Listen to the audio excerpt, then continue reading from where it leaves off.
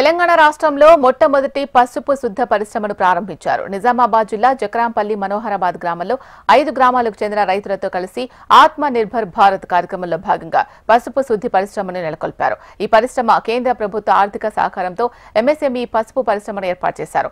దీని ద్వారా రైతుల నుంచి నేరుగా పసుపును కొనుగోలు చేసి ప్రాసెసింగ్ చేసి అమ్మకాలు చేస్తున్నారు. ఈ పరిశ్రమలో శుద్ధి చేసిన పసుపును విదేశాలకు ఎగుమతి చేస్తున్నామని రైతులు తెలిపారు. మొదటిసారి ఇందూర్ పసుపు ఈజిప్ట్ దేశానికి ఎగుమతి అవుతుందని రైతులు ఆనందాన్ని వ్యక్తం చేస్తున్నారు. దీనికి సంబంధించి మా నిజామాబాద్ ప్రతినిధి భూపతి మరింత సమాచారం అందిస్తారు. తొలి వ్యవసాయ పసుపు పరిశ్రమ ప్రారంభమైంది. నిజామాబాద్ జిల్లాలో ఈ పసుపు పరిశ్రమను ప్రారంభించారు. ఇప్పటికే నిజామాబాద్ వేదికగా జాతీయ పసుపు బోర్డును కూడా ఏర్పాటు చేసిన పరిస్థితి మనందరికీ తెలిసిందే. అదేవిధంగా వ్యవసాయ ఆధారిత పరిశ్రమగా పసుపు పరిశ్రమను తొలి పరిశ్రమగా నిజామాబాద్ జిల్లా జక్రాన్పల్లి మండలం మనోహరాబాద్ పరిసర గ్రామాలకు సంబంధించిన రైతులు ఈ పసుపు పరిశ్రమను ప్రారంభించుకున్నారు. 5 గ్రామాలకు సంబంధించిన రైతులు ఈ పసుపు పరిశ్రమను ప్రారంభించుకున్న పరిస్థితి నెలకొంది. ఇక్కడ రైతులు ఉన్నారు, అదేవిధంగా దీనికి సంబంధించిన ప్రతినిధులు ఉన్నారు.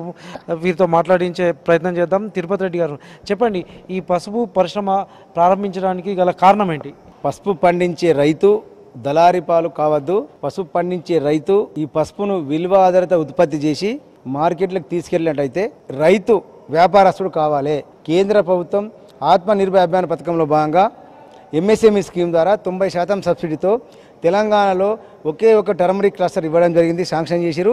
అది నిజామాబాద్ జిల్లా జక్రాంపల్లి మండలం మనోహరాబాద్ గ్రామంలో 5 గ్రామాల రైతులు 500 మంది రైతులు కలిసి ఏర్పాటు చేసుకోవడం చాలా శుభసూచకం.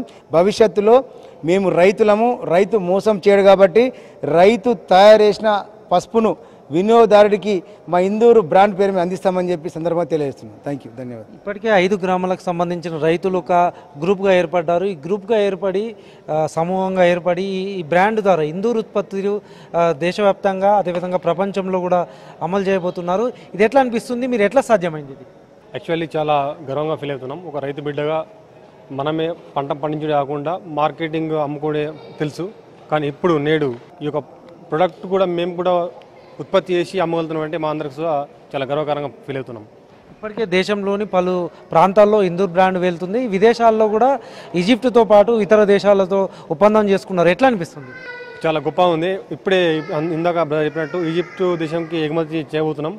రాను కాలంలో కూడా మిగతా ఇంకో 4-5 దేశాలు కూడా వారితో కూడా సంభాషణలు చేస్తున్నాము.